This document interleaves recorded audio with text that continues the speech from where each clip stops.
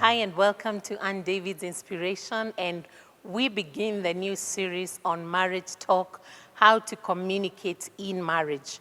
And one of the things I began as I was introducing this series, I said that there are no experts in this institution of marriage and there are no giants. In other words, every day we learn. And so as we begin this discussion about how to communicate with our spouses in a way that is important, we need to realize that it is important to look at the background of the person that you call your spouse, your husband or your wife. Reason being, where we come from has a lot to do with how we communicate. Let me begin by saying there are people that were brought up in households where people talk at each other. They don't talk to one another. In other words, they shout. They say, if you want a cup, you are like, give me that cup. I mean, there's nothing like excuse me, thank you, I'm sorry. Those words are non-existent. If you grew from that kind of a family, which is more like a militant, kind of environment, and then your spouse grew up in an environment where people say, I'm really sorry, or things like, excuse me, would you like me to make a cup of tea for you? And the other one comes from a scenario where they're like, if you feel like a cup of tea, you know where the milk is, that kind of a thing.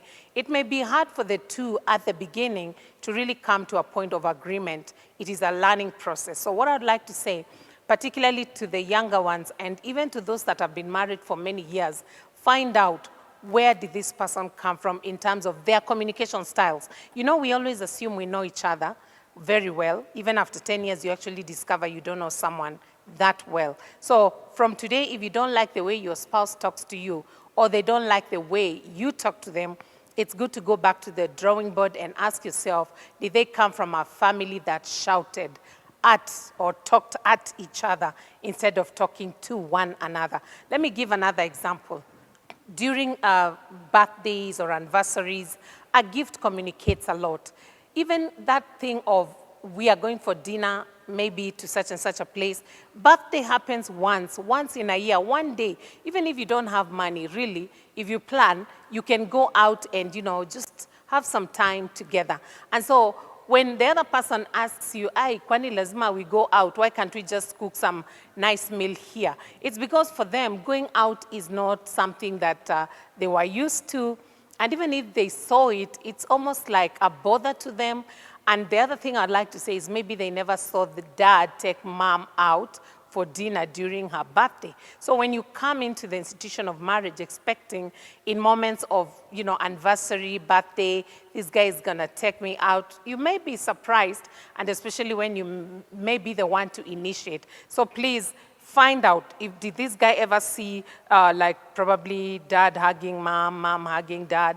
Maybe the only way dad could say sorry was coming home with a kilo of meat. And so you're busy crying and expecting the guy to just come and wrap his arms around you. And their communication is bringing home a kilo of meat. So I'd like you to just be candid with each other and say, if I offend you or if you offend me, please, and I get offended, what is so wrong with you just putting your hands over my shoulders and saying, I am sorry, but not saying sorry as you walk out of the door. So I just want to say, unless you understand the background of your partner, you might actually be expecting too much or just expecting more than they can deliver, because it's not even in them to deliver what you are expecting.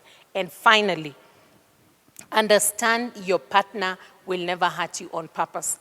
And I know this may not be the case for all, because there are people that really set out to hurt their partner. They say things to hurt their partner on purpose.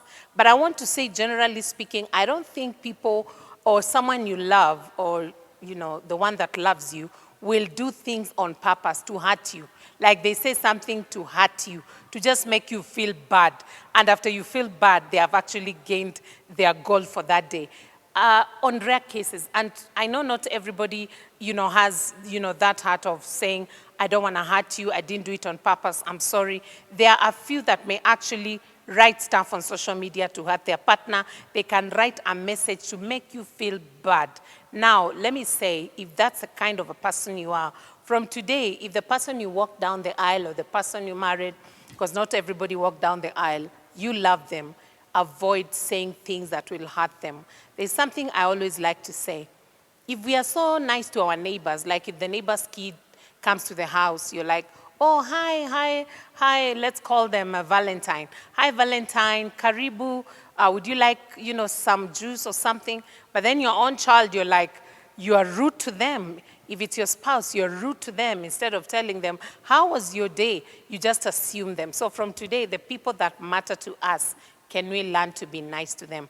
Let's understand the background of the person, our spouse. Let us also understand their communication styles, the families where they came from, how did they use to communicate. And finally, let's remember, nobody will set out to hurt you on purpose. And if they do, then if they're watching this video, I think it's time you changed your tactic.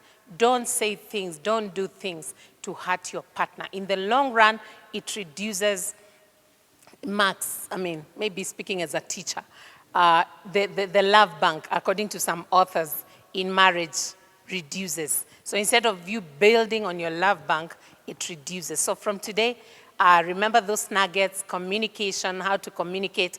And until next time, this is Ann David saying, let's communicate with decorum, let's communicate with love, let's be kind to one another, and particularly to those that we are married to.